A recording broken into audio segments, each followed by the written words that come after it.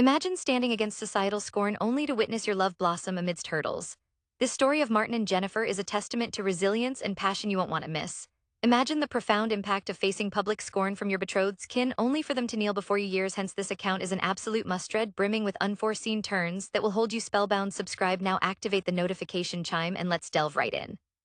Stepping from the train, a wave of bittersweet reminiscence washed over the individual, mingling with a profound sense of emotional weight. More than a decade had passed since he departed Cedarville, venturing into the bustling metropolis in pursuit of opportunities. The modest town couldn't provide. Now at 35, he was re-entering a locale that had altered remarkably little in his absence. The identical russet brick dwellings, the familiar countenances, and that persistent aura of changelessness characteristic of Cedarville. Arriving at his boyhood abode, he observed that nothing had shifted: the meticulously arranged blossoms in the garden, the national flag proudly fluttering on the porch, and the sign proclaiming Thompson Real Estate.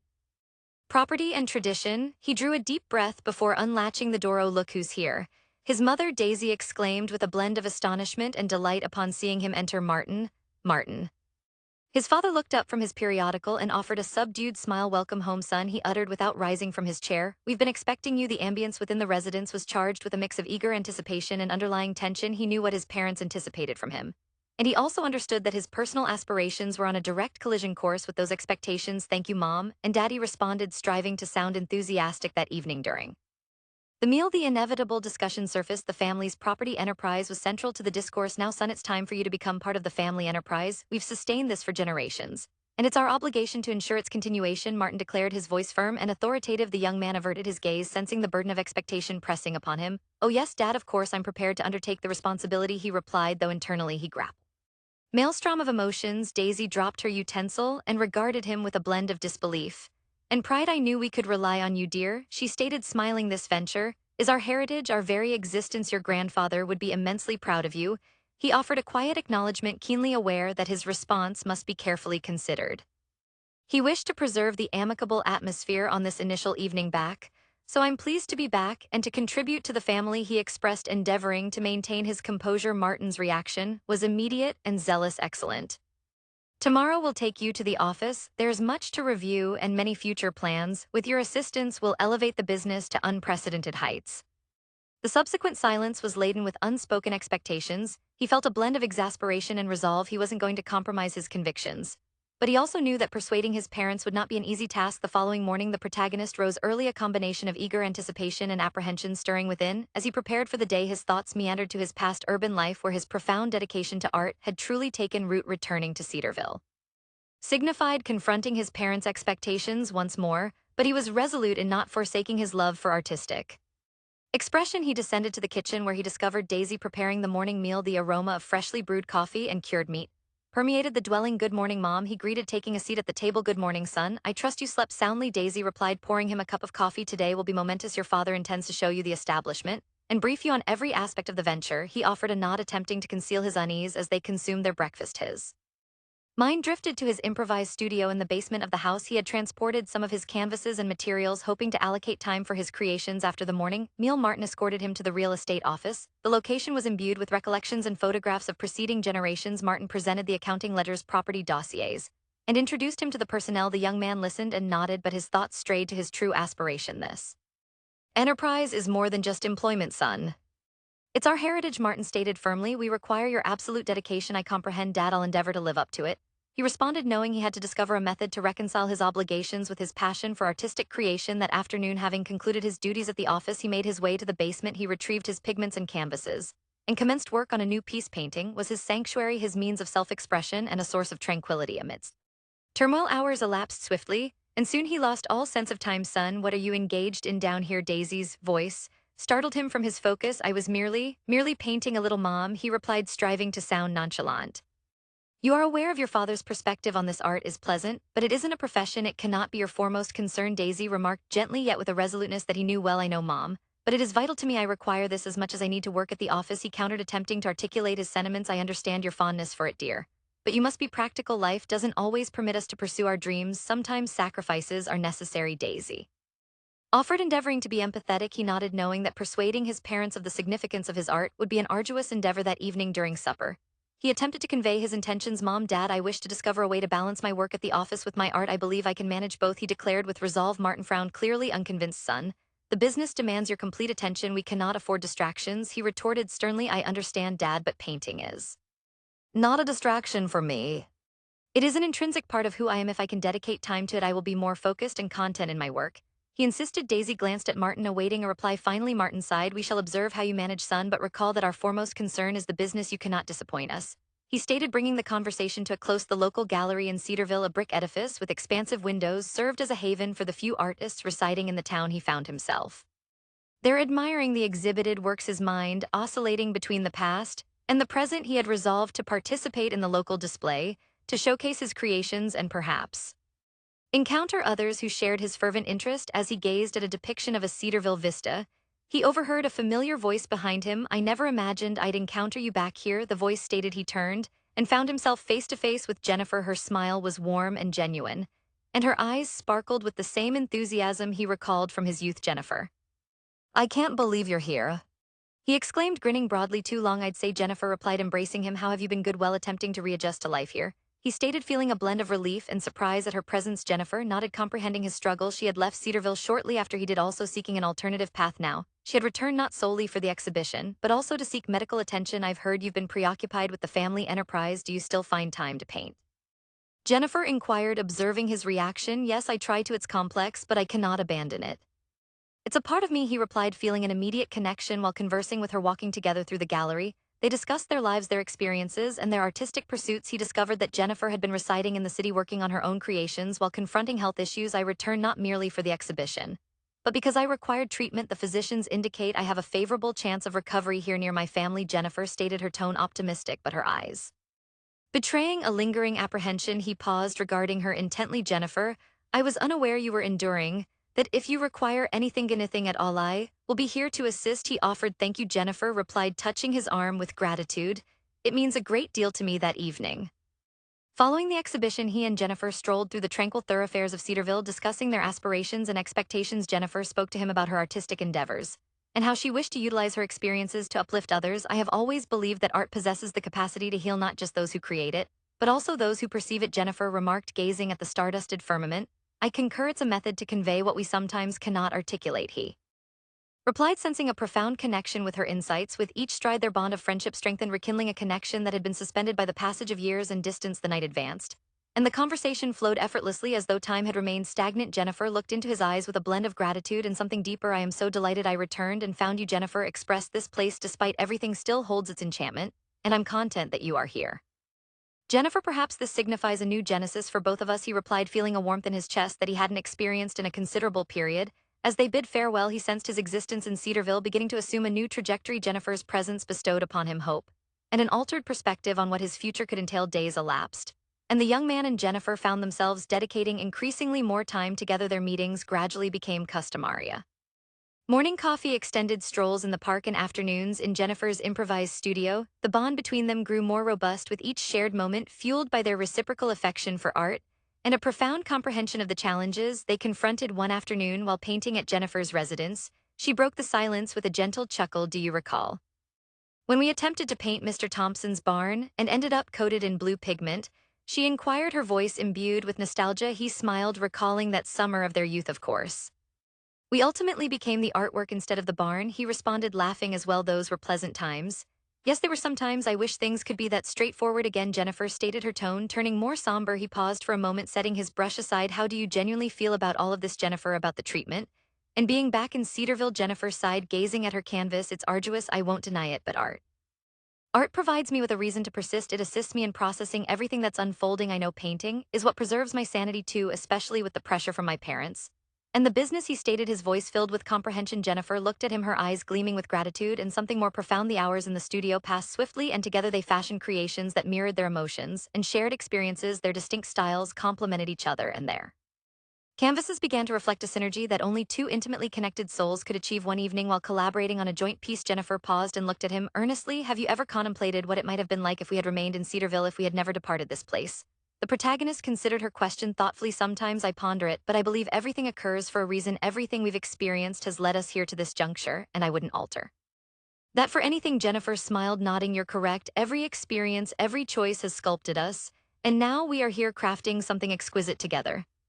The dialogue persisted, touching upon deep and intimate subjects that only served to fortify their bond. One afternoon, they decided to venture into the countryside for inspiration. They ambled along the trails, observing nature and absorbing the serenity of the surroundings. They sat beneath an ancient oak, and Jennifer retrieved her sketchbook. I wish to sketch you, she declared with a smile, just as you are here and now. He laughed, feigning reluctance, but nodded. All right, but I cannot guarantee I'll remain motionless as Jennifer sketched. He watched her work with dedication and fervent interest. He admired her innate ability and the manner in which she perceived the world through her artistic gaze. He felt a profound connection with her, something that transcended mere friendship or companionship. Jennifer, you inspire me, he uttered, suddenly unable to contain his thoughts. Collaborating with you, being with you, compels me to strive for greater things. Jennifer looked up from her sketchbook, surprised and deeply moved. The moment was intimate and sincere in that shared stillness beneath the old oak. They both recognized that their relationship had evolved. It was not merely a rekindling of a past friendship, but the flourishing of something nascent and profound. As the sun commenced its descent, the young man and Jennifer sat together, relishing each other's presence, feeling that for the first time in a long while they were precisely where they were meant to be. The relationship between the young man and Jennifer had flourished in recent months, imbuing their lives with novel experiences and a profound emotional connection. One evening, they resolved to dine at a modest local eatery, a serene establishment where they could converse and savor each other's company without interruption. They chose a table by the window where the soft glow of candlelight cast a warm and inviting ambience. This place is charming, Jennifer remarked, smiling as she took a sip of her wine. I'm glad we came. Me too, Jennifer. Every moment with you is special, he replied, taking her hand as they spoke and laughed. An elderly gentleman, an acquaintance of his family, observed them from a nearby table. His gaze, initially curious, swiftly turned severe. It wasn't long before he abruptly departed the restaurant, intent on conveying the news to his parents. The following day, he returned home after a morning at the real estate office. Upon entering, he noticed that the atmosphere in the house was charged with tension. His parents were seated living room, their expressions grave. We need to converse, Martin stated, his voice somber. He felt a knot tighten in his stomach as he sat before them. What's transpiring, he inquired, though deep down he feared the answer. We have learned that you are romantically involved with Jennifer, Daisy declared, her voice trembling. The family friend observed you together last night at the restaurant. He nodded, slowly bracing himself for what was to follow. Yes, it is true. Jennifer and I are together. We have known each other for a considerable period, and we have discovered something special in each other. Martin leaned forward, his expression hardening. Listen, son. This relationship is inappropriate. It's not solely about you and her. It's about how this affects our family and our enterprise. People are already discussing it. He felt a wave of frustration and sorrow wash over him. Dad, Mom, Jennifer is an extraordinary individual. Her racial background should not matter. What matters is how we feel about each other. Daisy sighed, her eyes filled with a mixture of pain and confusion. Son, we understand you believe this is unimportant, but Cedarville is a small community with many viewpoints and biases. This could create difficulties for all of us. Difficulties? He retorted, raising his voice. Are we in the 1960s or the 21st century? I cannot believe we still have to debate this. Love should not be constrained by skin color. Martin slammed his fist on the table, his face flushed with indignation. It's not just about a son. It's about preserving the reputation and heritage of our family. We cannot permit something of this nature to destabilize us. He rose, looking at his parents with a blend of defiance and disappointment. If you cannot accept Jennifer for who she is, then perhaps I should reconsider my position in this family. I will not abandon someone I love due to irrational prejudice. Daisy began to weep, covering her face with her hands. Martin remained silent, his gaze rigid and fixed on his son. He exited house, feeling the weight of his decisions upon his shoulders. He wandered aimlessly, attempting to quell the storm of emotions within him. He knew he had taken a resolute stance, but he also recognized this was merely the onset of a formidable struggle. That evening he went to see Jennifer. He found her in her small studio, immersed in a new painting. Upon seeing him, Jennifer immediately discerned the tension on his face. What happened? Jennifer inquired, setting her brushes aside. My parents discovered relationship. They did not react well. They expressed their disapproval. And it's not just disapproval, it's outright racism, he stated, endeavoring to remain composed. Jennifer looked at him with sadness, but also with profound comprehension. I knew this was a possibility. Cedarville hasn't changed significantly, but we won't permit this to affect us, Jennifer, replied he, nodded, taking Jennifer's hands. I know, and I am not going to give up on you. Their connection strengthened even more in that moment. He had been preparing the evening meal all week. He wished for everything to be flawless, hoping that by formally introducing Jennifer as his partner, his parents might perceive her wonderful qualities and open their hearts. He had confided his apprehensions to Jennifer, but she had been courageous, accepting the invitation in anticipation of altering his parents' perceptions. The table was elegantly set, adorned with lit candles and a multi-course dinner that he had meticulously prepared. When his parents arrived, Jennifer was already present, nervously awaiting beside him. Mom, Dad, I'd like to formally introduce you to Jennifer, he stated, his voice firm yet apprehensive. Jennifer stepped forward, smiling with a mix of unease and hope. It's a pleasure to meet you, Mr. and Mrs. Thompson, she articulated, extending her hand. Daisy accepted her hand with a strained smile, while Martin merely offered a brief nod of acknowledgement. Hello, Jennifer, I vaguely recall you as a child. How you've changed, Daisy remarked. I trust you'll enjoy dinner. They took their seats at the table, and the initial conversation was courteous but tense. He attempted to maintain a light atmosphere discussing the art and interests he shared with Jennifer.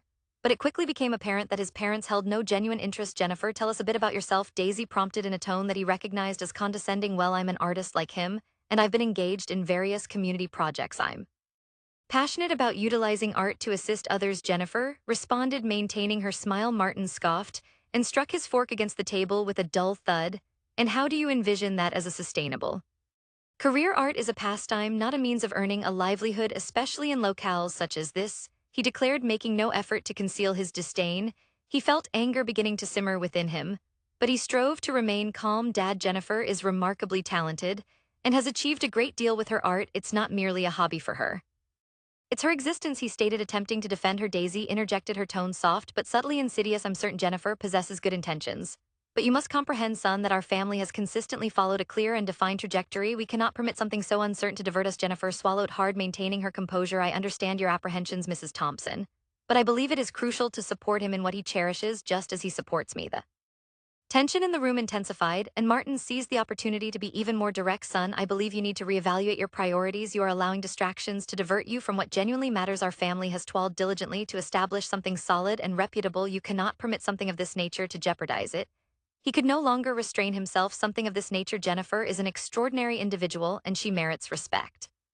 I cannot believe you're being so narrow-minded and cruel, he exclaimed, his voice trembling with indignation. Daisy attempted to de-escalate the situation. Son, we are merely concerned about you. We desire what is best for you, and we do not believe this is it, she articulated, endeavoring to sound reasonable. Jennifer rose, feeling she could endure no more. I believe it's best if I depart. Thank you for dinner, she stated, her voice faltering. He also rose, resolved not to leave her alone. No, Jennifer, you do not have to leave by yourself. I will accompany you, he declared, looking at his parents with disappointment as they proceeded toward the door. Daisy called out to him, once more, son, please reconsider. We do not wish to lose you. He paused, but he did not turn around. I am not the one at risk of losing something. If you cannot accept Jennifer, then perhaps it is you who will lose your son. They exited the house in silence, the frigid night air contrasting with the warmth they had attempted to foster inside. Jennifer took his hand, squeezing it tightly. I am sorry, Jennifer. They should not have treated you in such a manner, he stated, his voice laden with guilt and sorrow. It is not your fault, darling. I knew this could happen, but it hurts. It hurts profoundly, Jennifer replied, her eyes glistening with suppressed tears. He embraced her, determined to safeguard their bond regardless of the repercussions. Jennifer, I will not permit this to devastate us. Together we will discover a way. I promise I will always be by your side. That evening, he profoundly questioned his place within his own family. He knew he had made a difficult decision, but he also recognized that his love for Jennifer and his personal dignity were non-negotiable. The decision to relinquish his inheritance and depart his family home was not an easy one, but it became increasingly clear with every insult and slight his parents directed at Jennifer. He could no longer reside under a roof where affection was conditional and prejudice reigned supreme. His love for Jennifer surpassed any familial expectation. The morning after the disastrous dinner, he found himself before the mirror, observing his reflection with resolute determination. He knew what he had to do. With a deep breath, he began to pack his belongings. He took little, merely the essentials and a few personal mementos. Daisy found him in his room, suitcase in hand. Son, what are you doing? She inquired, her voice heavy with disbelief and fear. I am leaving, Mom. I cannot remain here. I cannot reside in a place where love is judged by the color of skin, he replied, avoiding her gaze. Daisy approached, attempting to reason with him. Please, son,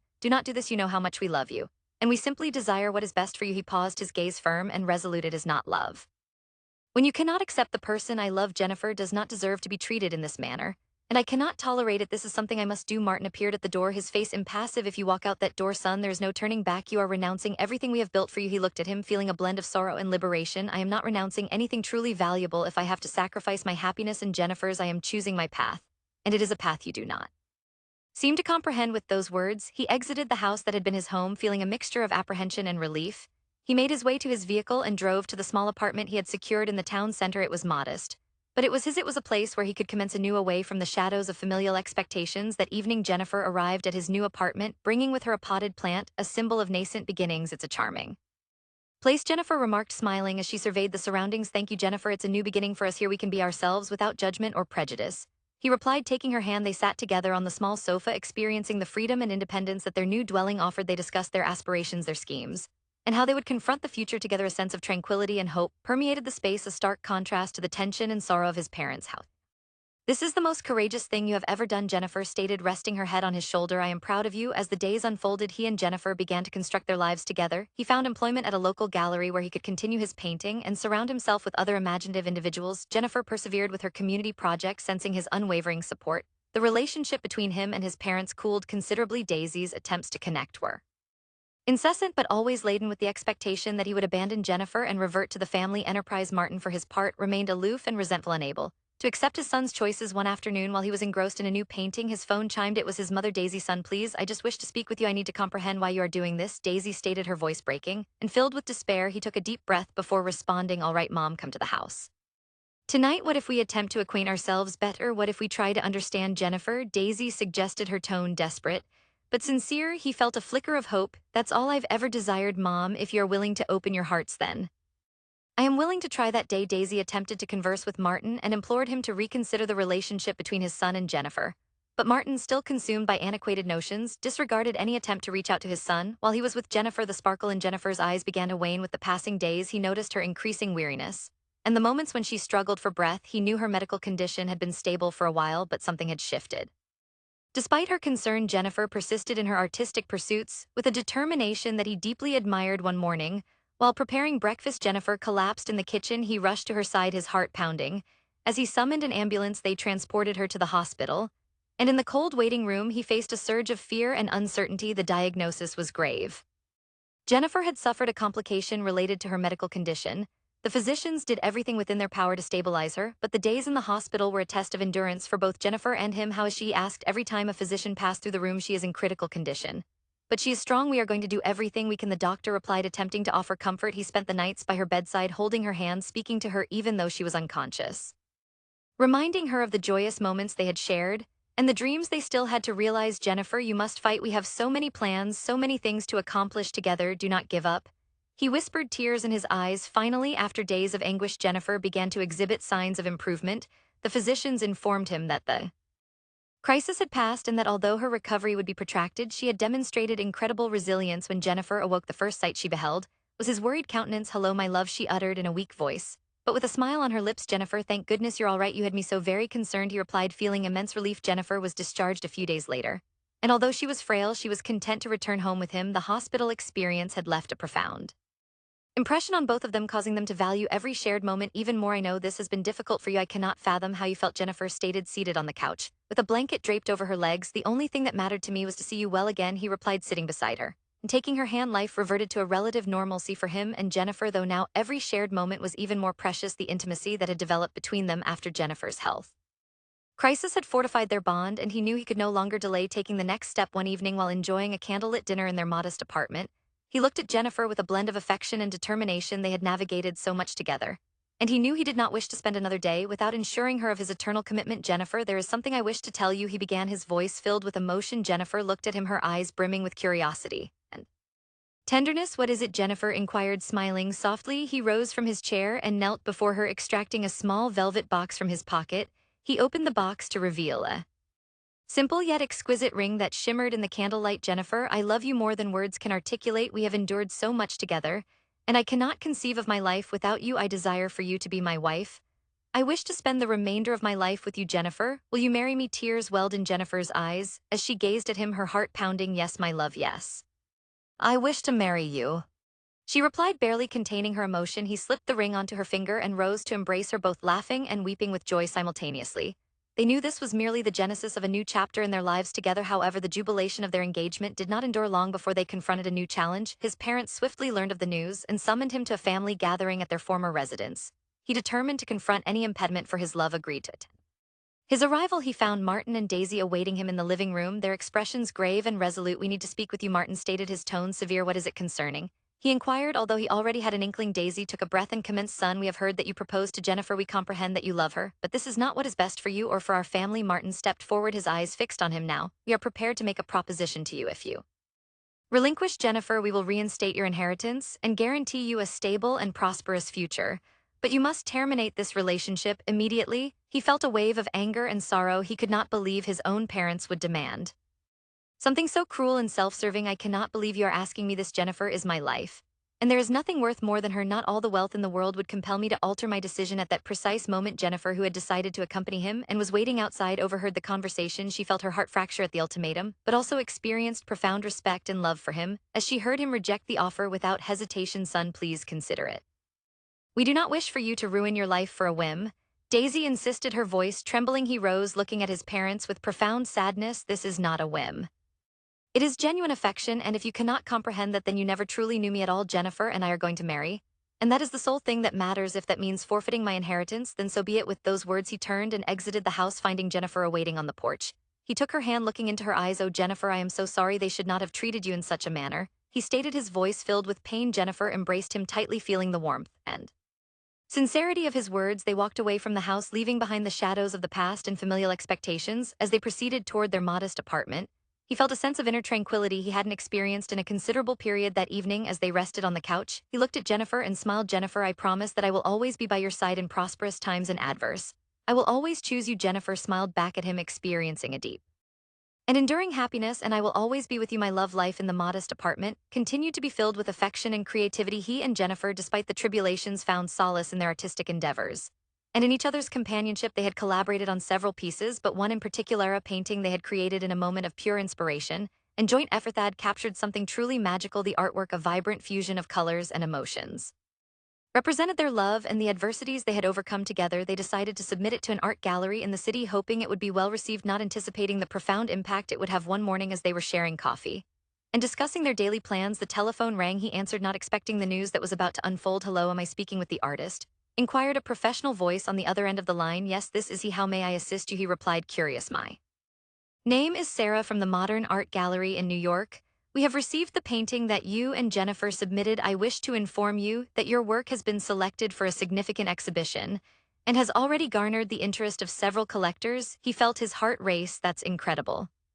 Thank you immensely, he exclaimed, barely able to contain his excitement. That's not all. One of the collectors is prepared to offer a substantial sum for your painting. We are discussing several $1,000,000.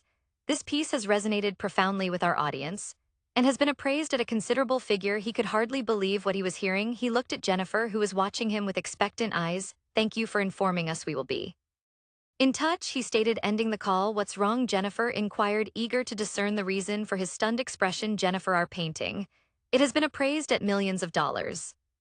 They have decided to exhibit it in a major gallery, and there are already collectors interested in acquiring it.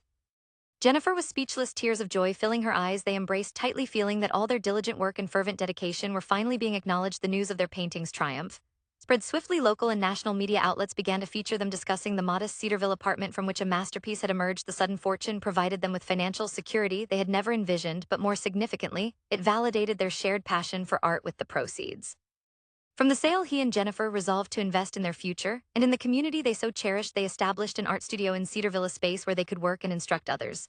The studio became a gathering point for local artists, a place where creativity and collaboration thrived. I have always dreamt of possessing a place like this, Jennifer remarked, surveying the studio with pride. A place where we can inspire others and share our passion, and now it is a reality, all thanks to our love and dedication, he replied, experiencing a profound sense of satisfaction. His and Jennifer's lives transformed dramatically, yet they remained unchanged at heart. Success had not diverted them from their core values or their affection for art and community. On the contrary, it had afforded them a platform to accomplish more, to positively impact the lives of others. They organized several exhibitions in their new studio, inviting artists from various regions to showcase their work. The exhibitions became prominent events in Cedarville, attracting visitors from across the nation. Each event was a celebration of creativity, talent, and resilience. His and Jennifer's wedding was an event that defied the social conventions of Cedarville, a celebration of love that united individuals from diverse backgrounds in an act of unity and joy. Planning the occasion was fraught with challenges, but also moments of immense excitement and eager anticipation. On the wedding day, the sun shone brilliantly, illuminating the garden where the ceremony would unfold. Friends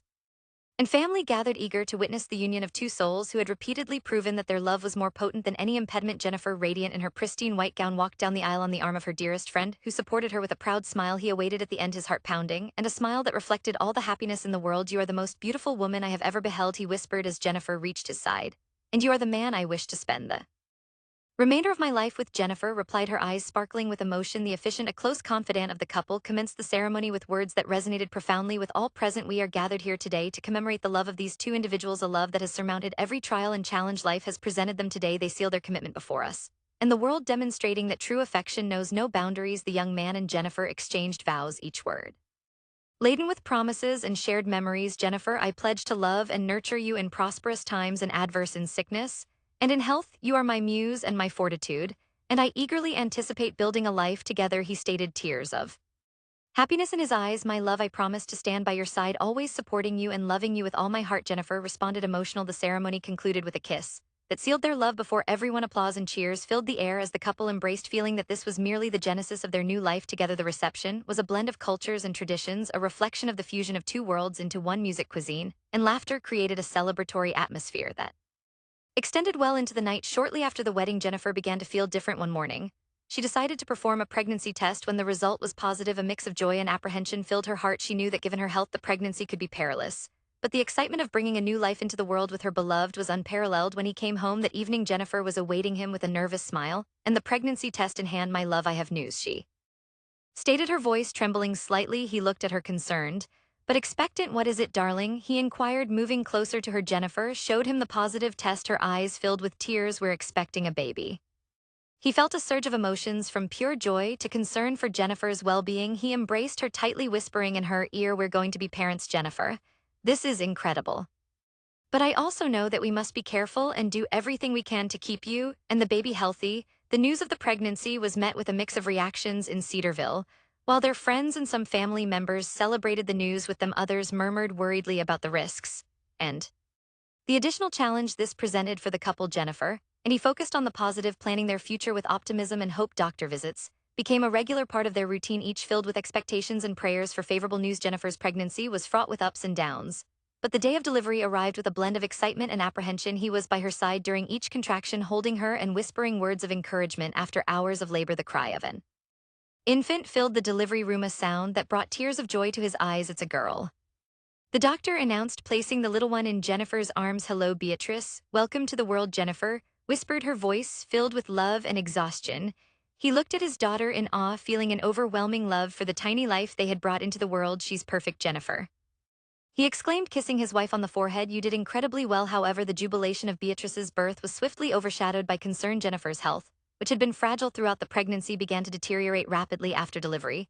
The doctors did everything within their power, but Jennifer's recovery was slow and complicated. Despite her difficulties, Jennifer remained strong for her daughter. Every moment she could spend with Beatrice was a cherished treasure, and he ensured they were together as much as possible. Jennifer loved her daughter with an intensity that only a mother can comprehend, and every smile from Beatrice was a source of strength for her. Promise me that you will always care for Beatrice, Jennifer stated one night as he cradled their daughter in his arms. I promise, Jennifer, I will give her all the love and care that you would desire for her. I will be the best father I can be, he replied, his voice choked with emotion. Beatrice's first year flew by, filled with sweet moments and unforgettable memories. Jennifer, despite her frailty, clung to each day, celebrating her daughter's minor milestones and filling their home with love and laughter. For Beatrice's first birthday, they organized a modest celebration at their home, surrounded by friends and family who had been their unwavering support. Jennifer, though weak, ensured her presence, holding Beatrice as they blew out the candle on her small cake. Happy birthday, my love, you are our miracle, Jennifer whispered, kissing Beatrice's cheek. He watched the scene with a heart full of gratitude and sadness. He knew these moments were precious, and that he had to cherish them perpetually. Shortly after the celebration, Jennifer's health significantly worsened. The doctors informed him that there was little more they could do. Jennifer spent her final days at home, enveloped by the affection of her family. He remained by her side, holding her hand and ensuring she knew how profoundly he loved her. Do not be afraid, my love, I will always be with you through Beatrice and in your heart, Jennifer stated, her voice soft but assured. I love you, Jennifer. I promise I will persevere and care for Beatrice. Your love and your spirit will live on in us, he replied, tears in his eyes. One night while he cradled Beatrice and sang her a lullaby, Jennifer closed her eyes for the last time, a peaceful expression on her face. The loss was devastating for him. He felt that a part of his heart had departed with Jennifer. Jennifer's funeral was a commemoration of her life and the love she had shared with everyone who knew her. Friends, family, and community members gathered to pay tribute to a woman who had deeply touched their lives. He spoke with a blend of pain and gratitude. Jennifer was a beacon in our lives, a force of love and creativity. Though she is no longer physically with us, her spirit will always reside in our hearts and in our daughter Beatrice, he stated, looking at those present. I vowed to honor her legacy and raise Beatrice with all the love and dedication that Jennifer imparted to us. The days that followed were a whirlwind of emotions for him. Jennifer's absence was palpable in every corner of their home, but Beatrice's presence provided him with the strength to move forward. He dedicated himself completely to his daughter, finding solace In the fact that Jennifer lived on through her every smile and laugh from Beatrice was a reminder of the love Jennifer had left behind. He made sure to recount stories about her mother, about her bravery, her creativity, and the unconditional love she had always demonstrated. Your mom was the most amazing person I've ever known. Beatrice, and I know that you will carry her spirit with you always, he would tell Beatrice as he rocked her to sleep. The news of the tax fraud scandal involving his parents spread rapidly through Cedarville. The Thompson name, once synonymous with prosperity and esteem in the community, was now tarnished by disgrace. Martin and Daisy faced investigations, legal proceedings, and financial ruin that appeared unavoidable. He, though emotionally distant from his parents, since Jennifer's passing, could not help but feel a pang of compassion when he learned the severity of the situation. His parents' downfall was not only a blow to them, but also destabilized his world and his perception of the life they had constructed. One afternoon while he was playing with Beatrice at the park, his phone rang. It was his mother. Daisy, son, we need to speak, Daisy stated, her voice breaking and filled with desperation. He took a deep breath before responding, all right, Mom, come to the house tonight. That evening, Martin and Daisy arrived at his modest apartment with expressions of gloom and shame. He opened the door, holding Beatrice in his arms. He looked at them with a mixture of compassion and firmness. Please come in, he stated, gesturing toward the living room. They sat on the couch. The silence was heavy. Finally, Martin spoke, his voice low and defeated. Son, we have made numerous errors. We have been arrogant and oblivious to our own shortcomings. Now we are paying the price. We have nowhere to go. We have nothing. Daisy, tears in her eyes, nodded. I am so sorry, son. We deeply regret how we treated Jennifer and you. If we could alter the past, we simply wish to ask for your forgiveness, and if possible, your assistance. He looked at his parents, feeling the weight of their plea. There was much pain and resentment in his heart, but he also knew that Jennifer would have desired him to act with compassion. I know you have made mistakes, and I also know that everyone deserves a second chance. I cannot disregard what you did, but I also cannot leave you without a place to reside. You can stay here with us, but there is something you must comprehend, he stated, his voice firm yet kind. Here in this home, respect and love are the most paramount things. You must be willing to change, to learn, and to grow. Martin and Daisy nodded, their eyes filled with gratitude and remorse. We will, son.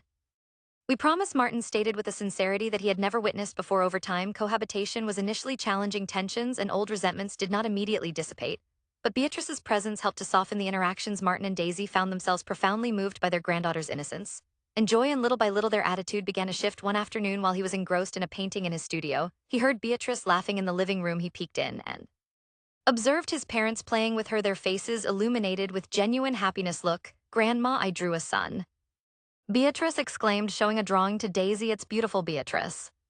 You're very talented, just like your mom and dad, Daisy replied, tears in her eyes. Martin, who was constructing a block tower with Beatrice, paused and looked at him. Son, I don't know how to express my gratitude for granting us this opportunity. Beatrice has brought light to our lives in a way we never thought possible. You've taught us what truly matters. He nodded, experiencing an inner tranquility he hadn't felt in a considerable period. Jennifer always said that love and forgiveness are the most potent forces. I am beginning to comprehend it more each day, he replied. As the months passed, Martin and Daisy diligently worked to reconstruct their lives, undertaking humble occupations and contributing what they could. The experience of scandal and financial ruin had humbled and humanized them, prompting them to value things they had previously taken for granted. The relationship between him and his parents improved significantly. They began to engage in honest conversations about the past, the present, and their aspirations for the future. Daisy became a maternal figure for Beatrice, caring for her while he worked in the studio, and Martin discovered a new purpose in carpentry, crafting toys and furniture for his granddaughter. His life had transformed in ways he had never envisioned. Beatrice's presence, the reconciliation with his parents, and Jennifer's everlasting love afforded him a new perspective on what was truly important. As time progressed, he felt an increasing compulsion to do something more, something that would genuinely honor Jennifer's legacy and her struggle. One afternoon, while gazing at a photograph of Jennifer holding Beatrice as a baby, idea began to materialize in his mind. He recalled the conversations he had with Jennifer about the paramount importance of medical research and how she had dreamed of a world where her illness could be effectively treated. Jennifer always wished to assist others, even when she was enduring the worst. He mused aloud, observing Beatrice playing on the floor. What better way to honor her memory than to perpetuate her fight? Thus, the concept for the Jennifer Foundation was born, an organization dedicated researching and treating the ailment that had so deeply affected Jennifer. He knew it would not be simple, but he was determined to make a tangible difference. He commenced assembling a small team of friends and experts in the field who shared his vision and fervent dedication. His initial step was to organize a series of fundraising events, utilizing his network of contacts and his personal narrative to attract support. The inaugural charity gala for the Jennifer Foundation was an unequivocal triumph. Held at the art studio that he and Jennifer had co-funded, the event attracted individuals from all corners of Cedarville and beyond. The walls were adorned with paintings by Jennifer and him, reminding everyone of the inspiration behind the foundation. I wish to express my gratitude to all of you for being here tonight. The Jennifer Foundation is not merely a tribute to my wife, but a commitment to a brighter future for those confronting the same struggle, he stated, his voice steady, and emotional applause filled the room, and he felt a wave of gratitude and hope. That evening, they amassed a significant sum of money sufficient to undertake the crucial initial steps in their mission. Over time, the Jennifer Foundation began to expand. They attracted dedicated and passionate researchers eager to discover novel methods to treat the illness. The stories of Jennifer and the Foundation's mission resonated beyond Cedarville, drawing support from national and international organizations. He became an indefatigable advocate, traveling to speak at conferences and events, sharing his narrative. And the Foundation's vision: every triumph, every advancement in research was one more stride toward fulfilling Jennifer's dream. Jennifer always believed in the power of love and hope. And that's what we're carrying forward with this foundation. It's not just about finding a cure, but about offering hope to families who struggle every day, he stated during an interview on a national program. The impact of the Jennifer Foundation was profound and enduring. They not only funded crucial research, but also provided direct assistance to affected families, offering resources and community in times of need. In Cedarville, the foundation became a beacon of hope and pride. Neighbors who had once been skeptical now supported and celebrated his and his team's achievements. His parents transformed their own experiences, became actively involved, utilizing their skills to assist in organizing and managing events. Beatrice, growing up enveloped by her mother's legacy, developed into a curious and compassionate girl. He ensured she understood Jennifer's story, taking her to the foundation and illustrating how they were contributing to changing the world. Your mom was an incredible woman, Beatrice.